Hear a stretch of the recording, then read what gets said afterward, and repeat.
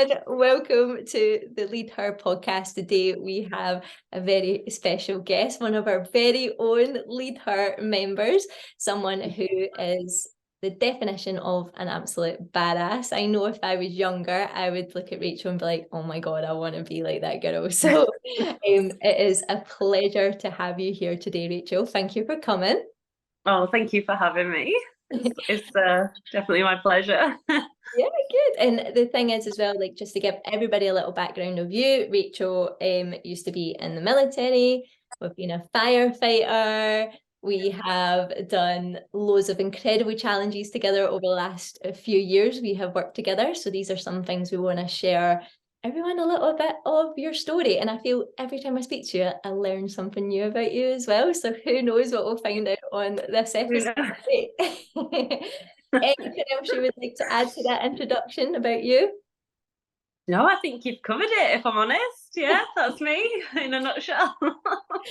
Amazing. So let's take it back to the start and where this all kind of started for you. So what was Rachel like as a little girl growing up and moving into her first job?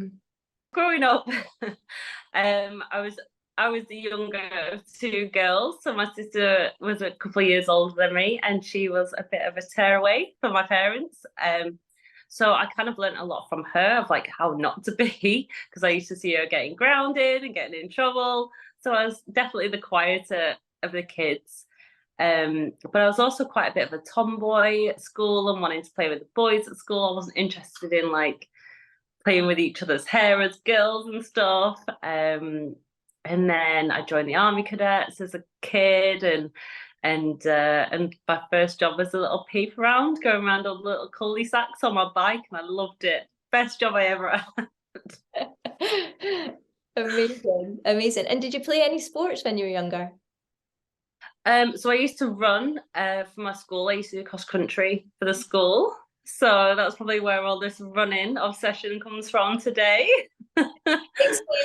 Explains a lot with all these things that we're takes doing. me back to my glory days at school. Yeah.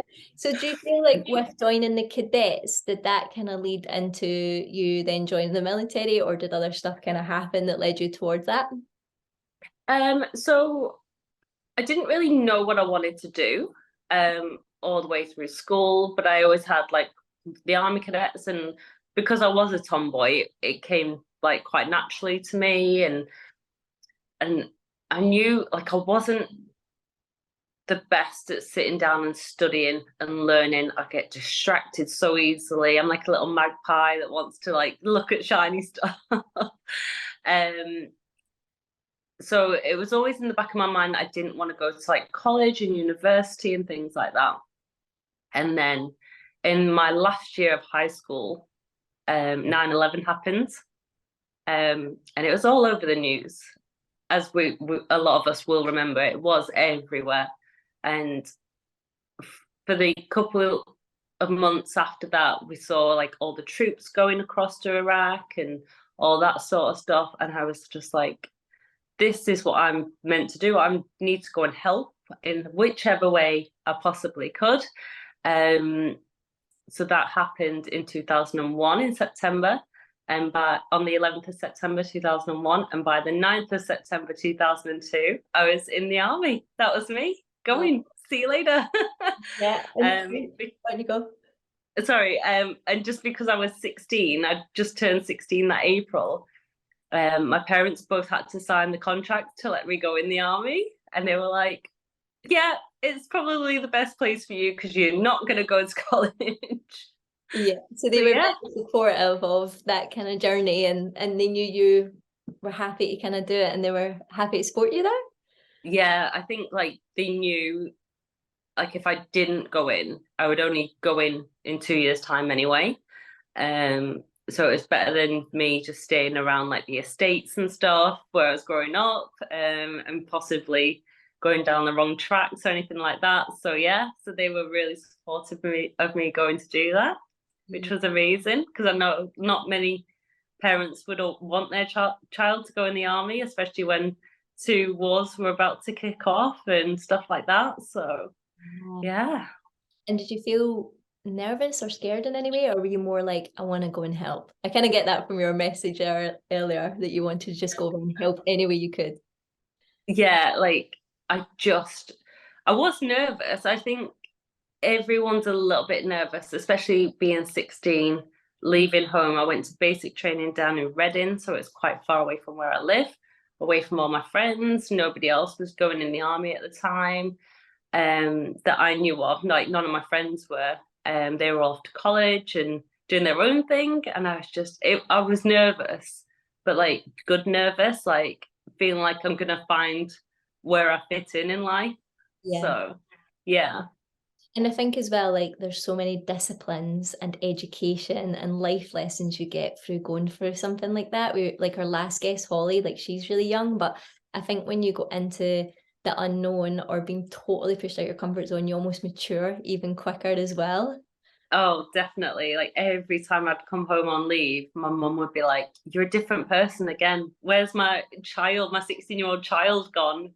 You're not supposed to be like a 30-year-old now."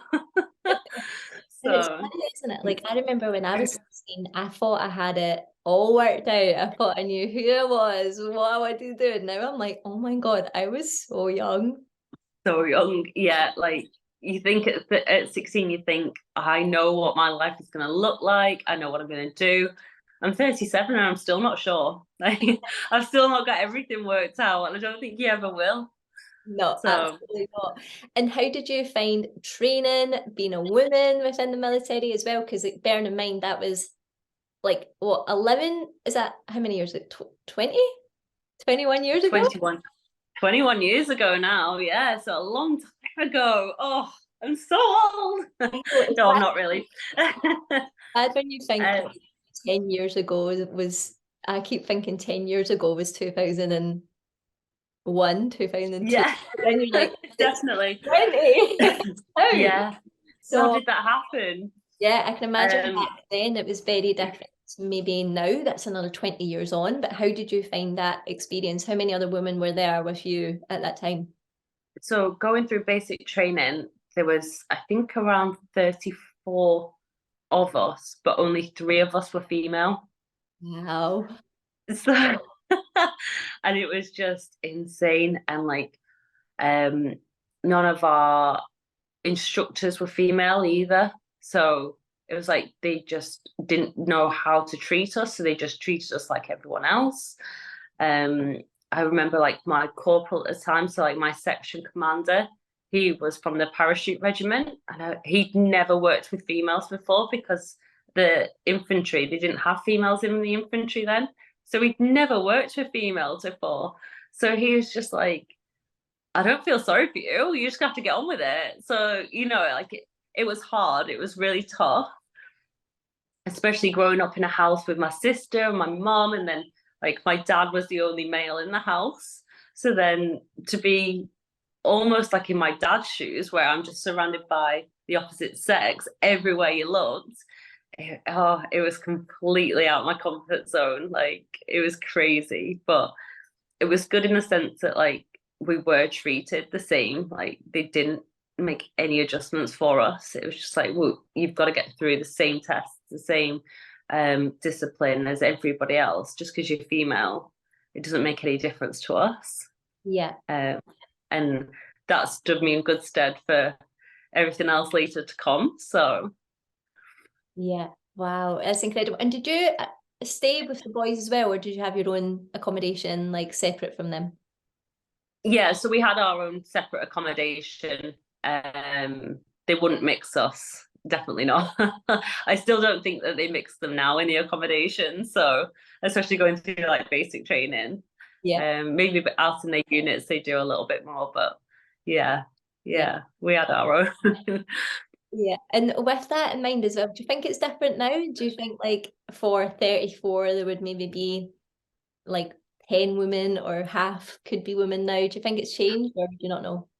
Oh, definitely. Yeah, I think the military is changing. It has changed over the last 20 years. There's definitely a lot more females going in the military, and especially now that they've opened the gates for females to go into the infantry as well. I think that's a massive a massive achievement that they've done. So yeah, it's definitely getting. We'll never make up the same amount. It'll never be 50-50. I can't ever imagine that. But we are like pushing our way in and getting the percentage up. So yeah. Yeah, amazing. And with you, when you were in the military, you obviously had to go away for quite a while. How did you find going? Like, I know you were away from home for training, but then to go away onto a different country and stuff, how was all of that? So yeah, so I went to quite a few different countries. But I did serve over in Afghanistan a few times. Um, and it was difficult. For anyone to say it was easy, it's not easy. It's really difficult.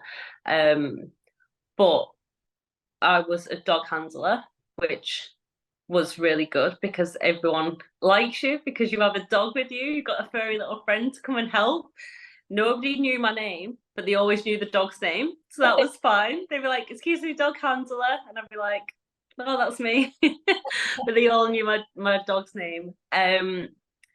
So we always felt quite welcomed, dog handlers. Like we would get put with different search teams, different infantry units, but they were always really welcoming because we always came in. We had a friend with a little furry friend with us, and as well, like especially being a female, it was almost like nice for them to see a female out there because there wasn't many of us out there either.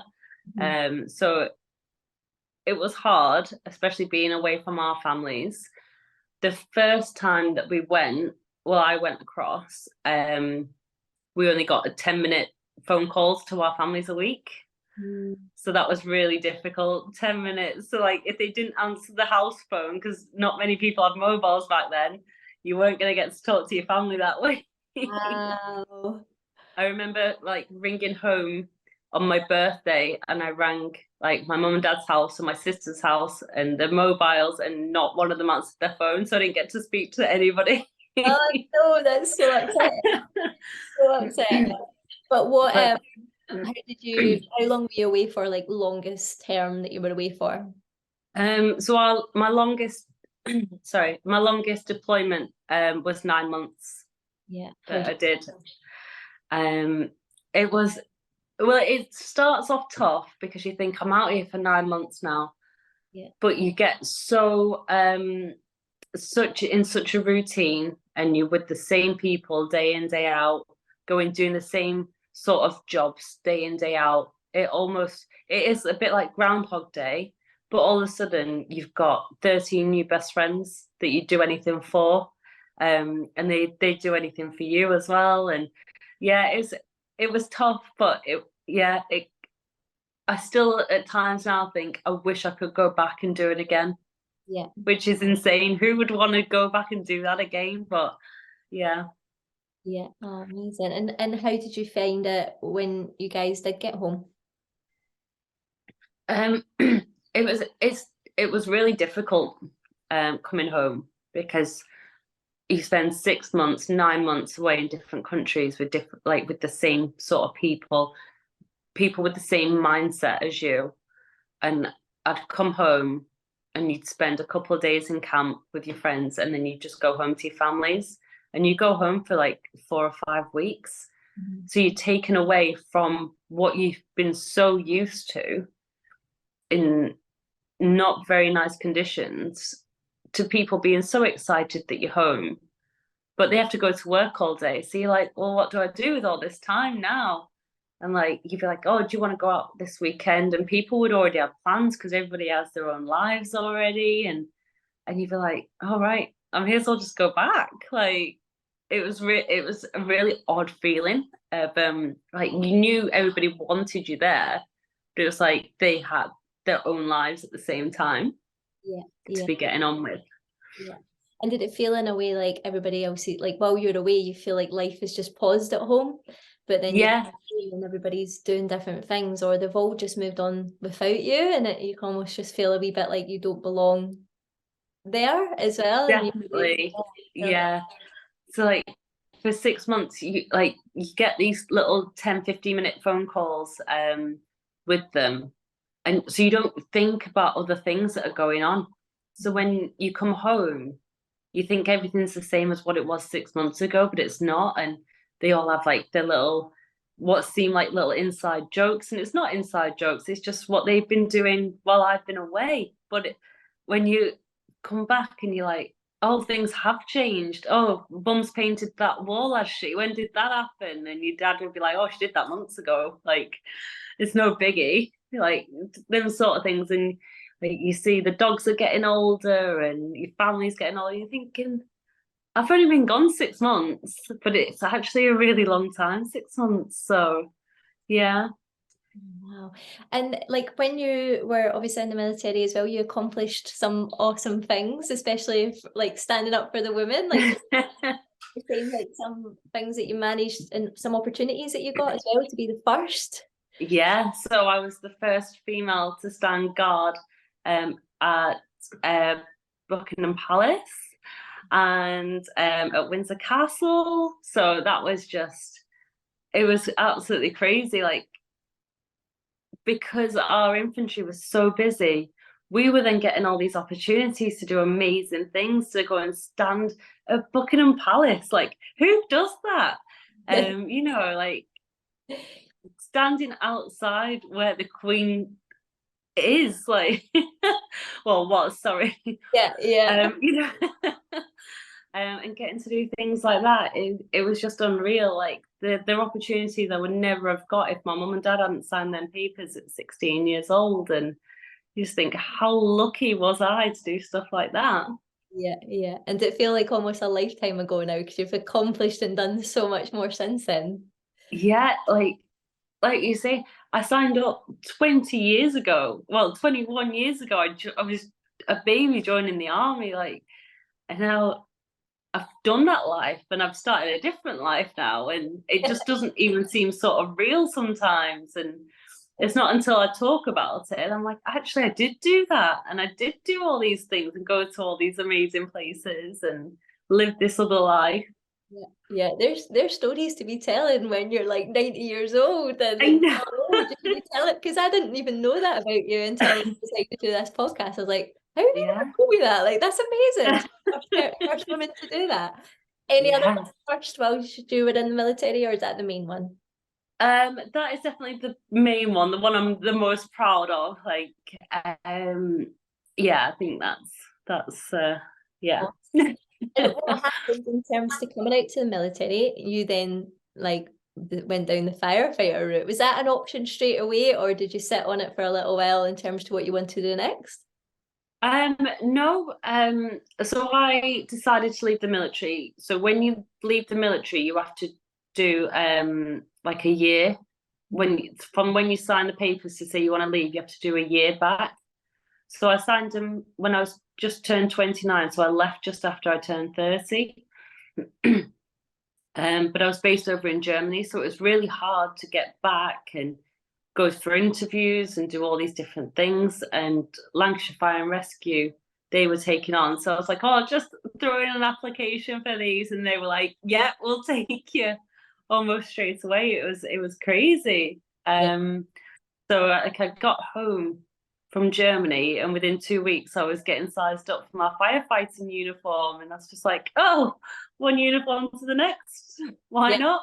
That's amazing. Like, see, I remember one stage of my life and I was like, I wanted to do something really active. And this is what I mean, like a young Leanne would see you in the military and being a firefighter and would be like, I want to be like her. Like, you have done all the coolest things that sounds amazing to any little kiddo. But and the thing is, we're around the same age. I don't mean it's like I'm much younger than you that I'm thinking that, but if I was grown up, I holy hell. Because like I remember looking at like the fire brigade and to get in being a woman, it is so tough. And I remember like the procedure was really tough and how many I actually met people that had failed it like 3 times. And here's you coming out of the military straight into being a firefighter, which is so cool. Yeah, like I could not believe my luck. And I'm the same, like I've known people who have applied 3 or 4 times. So I was just like, well, I may as well just chuck my hat in the ring, see what they say. They can only say no at the end of the day. And they were like, yeah, okay. It's like, oh, oh, okay. Not expecting it, because I knew other people that had tried and failed and was told to come back. And and all sorts. So yeah, I wasn't expecting it, but yeah, Yeah. And do you took think me on. what kind of happened for you? Do you feel like for like 9/11 happening, being in the brigades, and then like family letting you in there, all the lessons you learned from 16, being active, really demanding job, to then it probably set you up to go into being a firefighter in some way? Oh, definitely. Yeah, like because of how fit I was and how disciplined I was from being in the military, um, all that, being in uniform and being at certain places at certain times, it just came so naturally to me to do this next role. It was almost just like it just changed the what I'm wearing and I'm back in the same job. I just get to go home Yeah. instead all the time. Yeah, yeah. And with you, with all this in mind, I'm just asking you this off the cuff. Like, have you ever kind of struggled with any like difficult men that don't want women in the area? Because they're quite jobs that can be really male dominant, and you like if for anyone that's listening to podcasts, like Rachel is an absolute babe, so she's beautiful outside and in and super strong, so she ticks all the boxes. So like it's not like in any way where like you're very feminine looking and you're very giggly and very woman-like. Did you ever Yeah. feel you had to hide that away, or did you always just be yourself in these areas? Um, I think when I first joined the military, I did like try and tame it a little bit because I wanted to fit in. And then after a little while, not long, maybe a year max, I was just like, no, I am who I am. Like I cannot hide my giggles and my happiness and how girly I actually am. I'm not. Why am I hiding who I actually am from a job that I'm already in and people who already know me? There has been occasions where I've been in Afghanistan and an infantry soldier said, like, we don't want you because you're a female. I'm like, well, tough. You've got me. So unlucky. And then you just gotta like stick up for yourself, and just be who you are because that's the only person you're meant to be.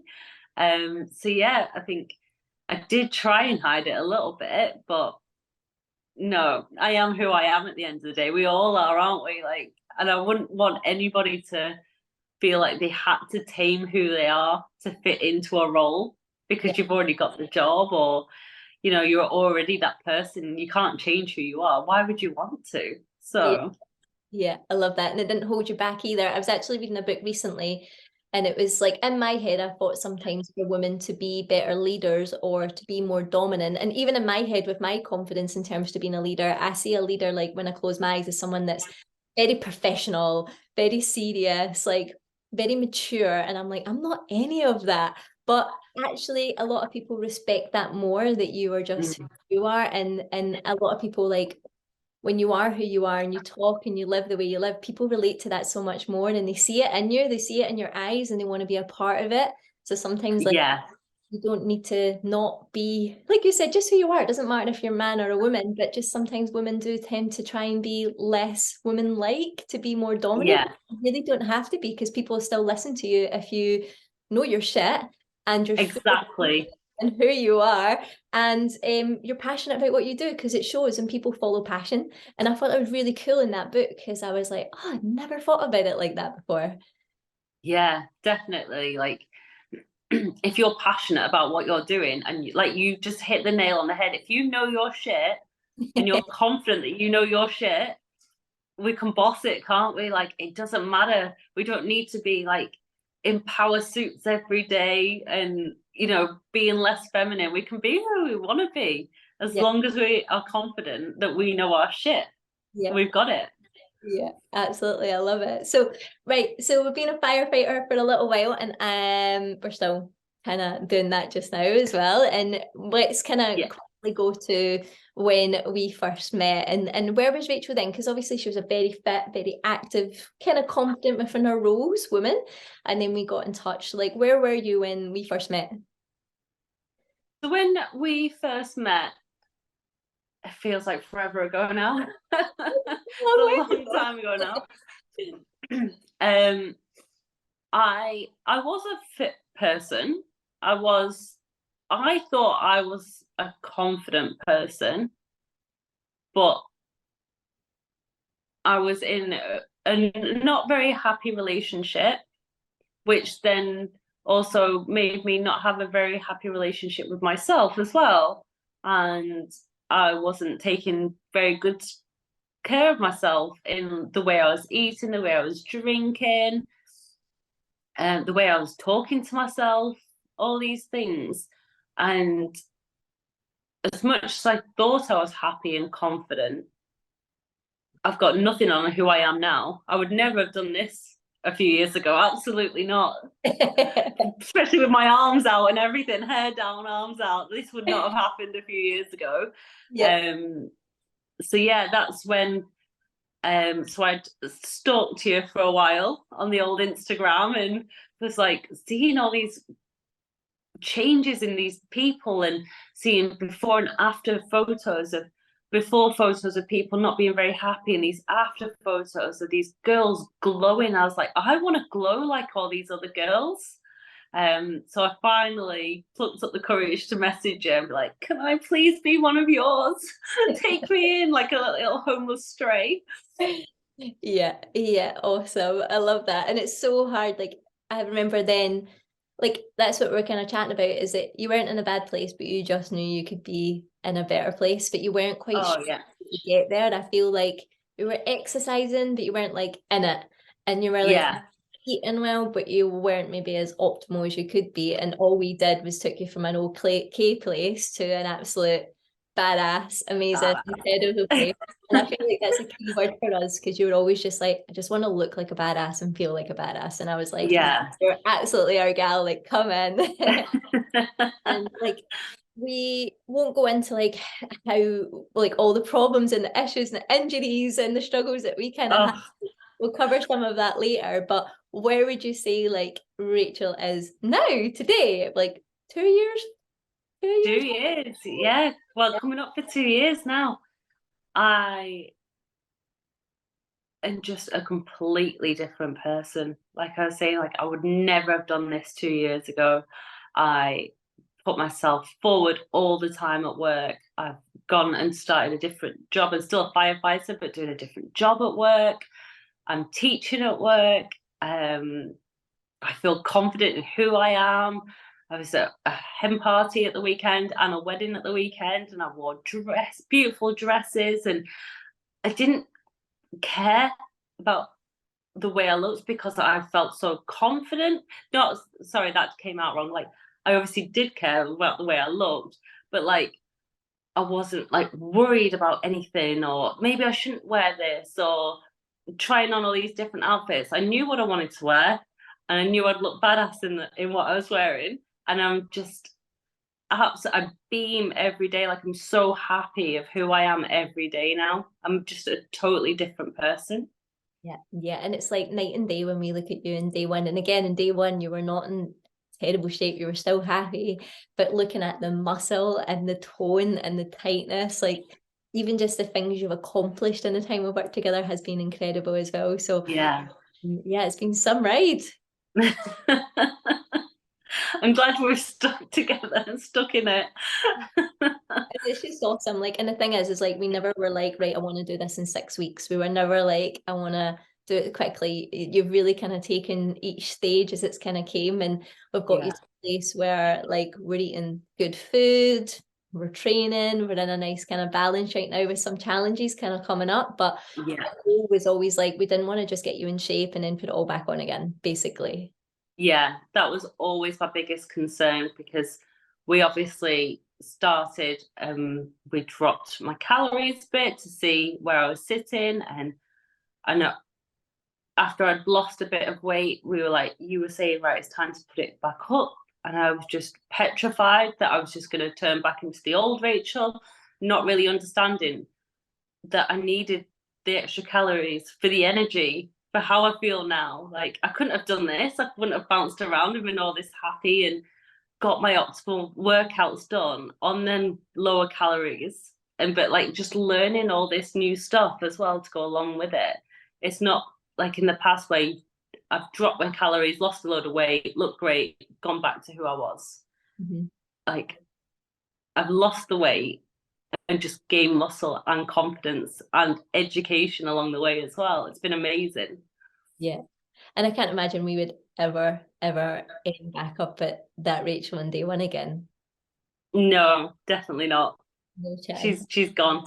So one of the struggles we have had, and we are still kind of currently dealing with and managing right now and still learning about, is like actually when you first started, we had to go for an endometriosis like operation, didn't we, in the first couple of weeks? Yeah. Yeah, so that was tough to begin with. Do you want to kind of talk a little bit about your kind of endometriosis journey? Because like when we first started, you were saying you used to get crippling pain in your hips and tummy, and bearing in mind you were in the military, you were in the fire brigade, and you were like endometriosis is so like debilitating for so many people that they can't do anything. So it's like, how have you managed? Tell us about this. Yeah, so I have suffered with endometriosis for a long time, but going through the military and always seeing mostly male doctors, I was just told to man up, you're fine. It's just your period. Every girl gets it. You'll be fine. You just don't want to be on PT. And I'm like, I love PT. Like, I should not be in this much pain where I want to throw up. That's not normal. That's not what normal not everybody gets that pain. I was told just to take painkillers to deal with the pain and just get on with it. And it wasn't until I left the military and started seeing my doctors back home. And the first couple of times I went, I was told the same. Oh, it's just your period. Till I finally saw a female doctor at my local surgery. And she straight away said, I'm not happy about this. You shouldn't be in that much pain where it's in your hips, it's in your hip flexors, it's in the top of your thighs. That's not normal. That's not where your period pain should be happening. And sent me to a specialist. And the specialist straight away said, sounds like endometriosis. We'll go in, we'll have a look, see what we can find. And then that's when I contacted you, and I was just like, I'm just going to have this little surgery. And you were like, what? I was like, yeah, I'll be fine. And then when they went in and they had a look and they found it on my ovaries, my uterus, and the ligaments that go down into your hips. But they also found it on my bladder and bowels. So they took it off my ovaries, my uterus, and the ligaments. And I'm now waiting for a second surgery to take it off my bladder and bowels.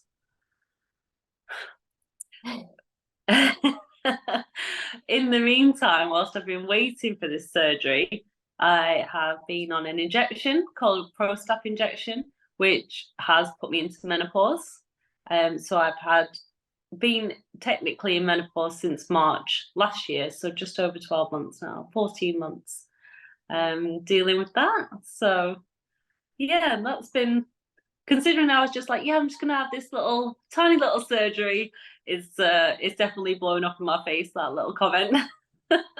Absolutely. And it's been so hard. And like you'll probably notice how like it does affect, obviously endometriosis side, we still got results, we still got change, you could still exercise, Definitely work around it, but we're still looking after you to the best of our ability. And then I can't believe it's been a year on the injection already, which is crazy. And that's been a little bit delayed a little bit as well with kind of COVID and stuff as well, isn't it? yeah, because of COVID. That's why it's taken so long to get my second surgery, because they obviously got all the backfilled from COVID, unfortunately. But hopefully the end is in sight. Hopefully it won't be too much longer now. We just got to keep our fingers crossed. And apart from smiling through it, how have you found this whole process of having all of that and having to go through like what temporary menopause, is that what they called it? Early menopause? And yeah, temporary menopause. Yeah. It's just like a dress rehearsal for the real thing. Can't wait. Yeah. Yeah. And how have you kind of found that all with your training, with your mindset around your body? Like, because with hormonal things that can make us feel different. So like, how have you been feeling overall with all this process going on in the background? I mean, I'm really looking forward to the day where I'm not on any of these injections. I'm not on any of these tablets. I've had my second surgery, and I get to see what it's like afterwards, and see how my body reacts to it all. And because at the moment I do get the hot flushes, I am lethargic quite a bit every now. Well, not quite a bit. Every now and again, I get quite lethargic, and I'd be like, if I didn't have all my plans in place, if I didn't have you at the end of the phone or the girls in the WhatsApp group, I'd be like, oh, I'm just going to stay in bed today. I'm not going to do anything. Mm-hmm. And where's that going to get me? It's not going to get me anywhere, is it? So seeing everything else, seeing you and the girls, and having my routine and having my healthy food in the fridge ready to go, I just know that I can do this, and I can keep smiling and pushing through it and just getting every day done. Because every day that passes and I boss it is every day closer to my surgery. And every day that I'm bossing it in the gym or with my food is going to make it easier on that flip side of after my surgery and looking after myself again and getting myself back to running. Back to my challenges. Yeah, taking it a step at a time and focusing on what you can do just now, focusing on what does make you good. It's just, although you're not where you want to be right now, you can't control that. You don't know where it's going to be, and just like you're being super, super patient. I don't know how you're managing it, but I guess that's what's kind of getting you through, is just breaking it down into little chunks just now. Yeah, definitely. Like, don't get me wrong, I do get fed up, and I'm like, when I went for my injection, I had it on Tuesday, so 2 days ago. I cried at the nurse, and I was like, I'm so fed up. I just want my surgery. I don't want to have to come here every month. And I have a little blowout, little cry. She pats me on the back, sends me on my way, and I'm all right again. You know, so sorry. A cry fixes everything. Sometimes that's all we need, isn't it? A good little cry, get it out of the system. As long as we don't stay on that cry and start to feel sorry for ourselves, because we're all absolute badasses. As long as we don't sit there feeling sorry for ourselves too long, we can just get through it, can't we? Yeah, absolutely. We've got so many other good things in life. Yeah. And just for anyone listening that don't understand why you've been put on that injection, can you maybe explain a little bit more, like why they put you on that just now? Yeah, of course. So for those who don't know, endometriosis, it happens, it's caused by our periods, and it leaves like scar tissue almost on our different body parts. So by putting me on this pro-stap injection, this like fake menopause, this pretend menopause, it stopped my periods. So it won't fix my endometriosis, but it won't make it any worse either. So what's already there shouldn't get any worse between my first surgery and my second surgery. So that's the hope anyway. Yeah. Okay. And hopefully a few more months and we'll be back into full potential. But like with that in mind as well, was actually something else I heard the other day from watching a movie. I'm going to share it with you guys on Later as well. It's really good movie to watch.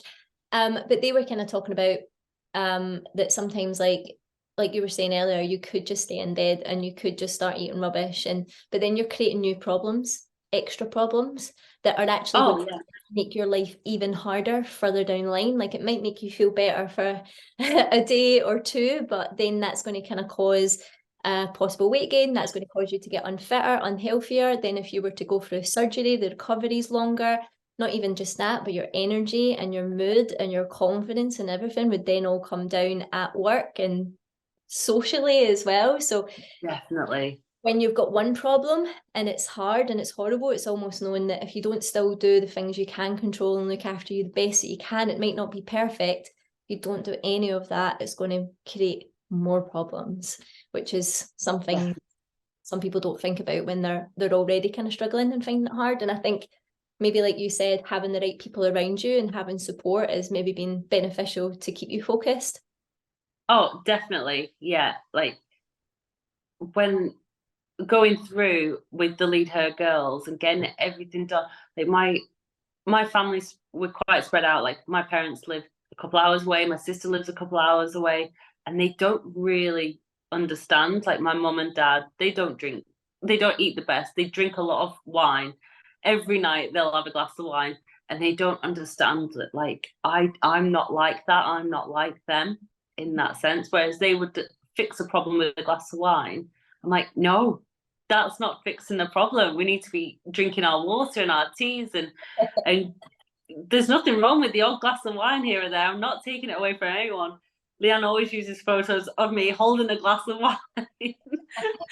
But you know, like that's not going to fix our problems. No, just makes more and makes life Yeah, harder, and then makes you more tired. But it's almost just getting started that is almost what fixes that, isn't it? If that makes yeah, sense, then holding off for the right time for you to eventually feel more energized. It's like it's not going to happen. You kind of need to start from those few changes in lifestyle, and then the energy will kind of eventually come. That that'll add into more things. yeah, Yes. definitely. Amazing. Thank you so much for sharing that with us, because I know that's a very personal subject, but I just know a lot of women do suffer from endometriosis and Yeah, are going yeah, through that journey, and also people who are maybe having to do the similar thing to you. And it is, I don't know how you feel with age and being put into early menopause as well, or temporary menopause just now. It's like it's really hard to maybe do something like that at our age just now, knowing that it's on the horizon in a good kind of couple of years to go through it. I don't know if that plays in your head a little bit as well.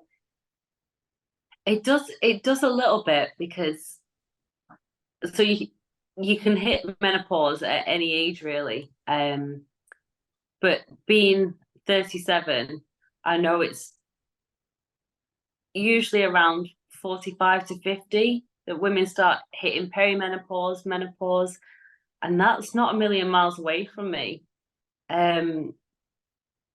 But saying that, so say I go into perimenopause at 45, I've still got another 7 years, 8 years before that happens. 8 years of living again and doing everything I want to do Yeah. before I start to have to think about all these other things that are going to go on as well.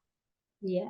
Yeah. And I think it comes back to like what you said earlier, just focusing on what you can control just now and not thinking of all these things that could and might happen because they've not happened yet. There's no point us spending all that energy of worrying about all these ifs and buts if they're not happened. And it's just keep taking it a day at a time, and you're getting that one step closer from that mindset. It's been a year, but it's gone so fast and you're further ahead, and hopefully getting next in the line for that operation. We'll address that when it comes, and then Yeah, get back bossing it again, and hopefully just feeling more you off the back of that. definitely. Yeah. Definitely. Like, When you go. God, I was just gonna say, like, yeah, it's been a year, but I've achieved so much in this year. Like, it's been insane.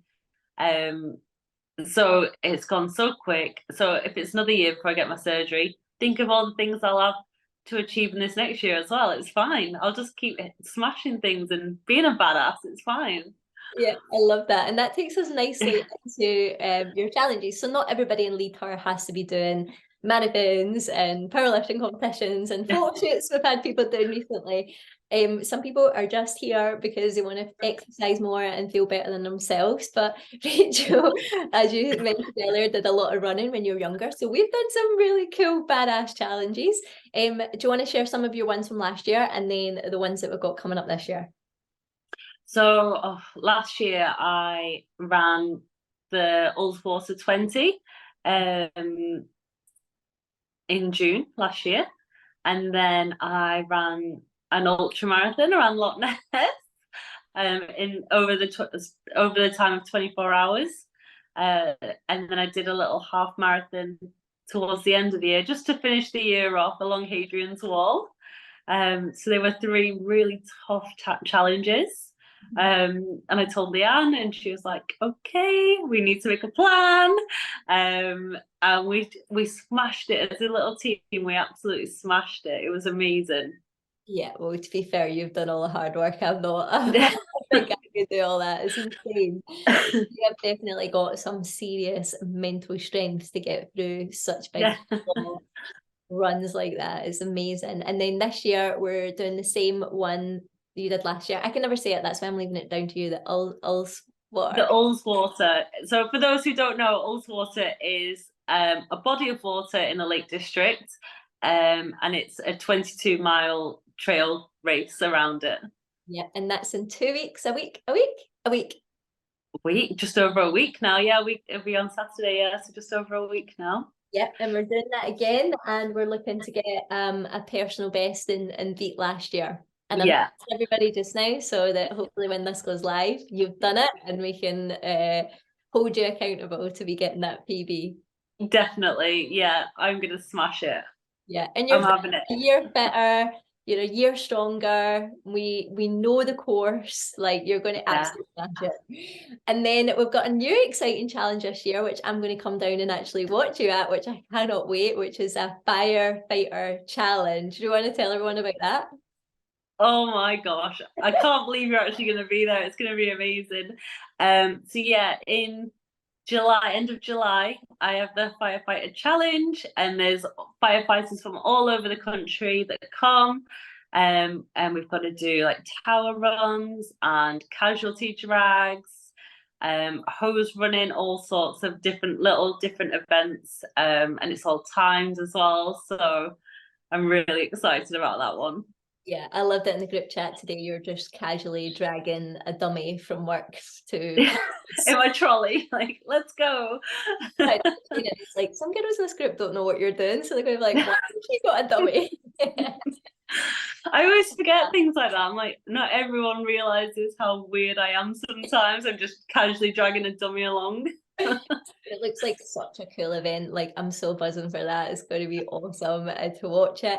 And then we've got you're doing the 24-hour run again. Yeah, Oh, is that August?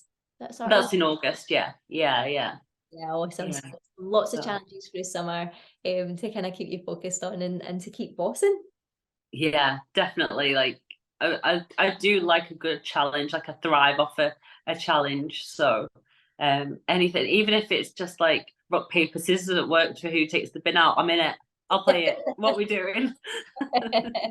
Amazing. I love that. So we'll keep everybody posted with these incredible challenges you're doing and how you're getting on. And you never know, from doing this podcast, you might hear someone else that's doing it and meet them there or anything like Yeah, that. definitely.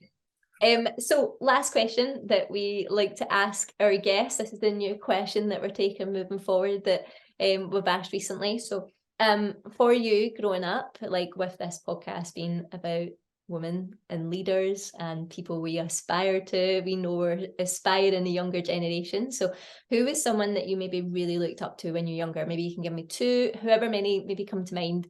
Who was someone that really inspired you to be the woman you are today? So a few people from Lead already know this little story, so I do apologise to them ones. But for those who don't know, my grandma, my dad's mum, she was a military nurse. She wasn't when I was growing up. She'd obviously retired by then and all that sort of stuff.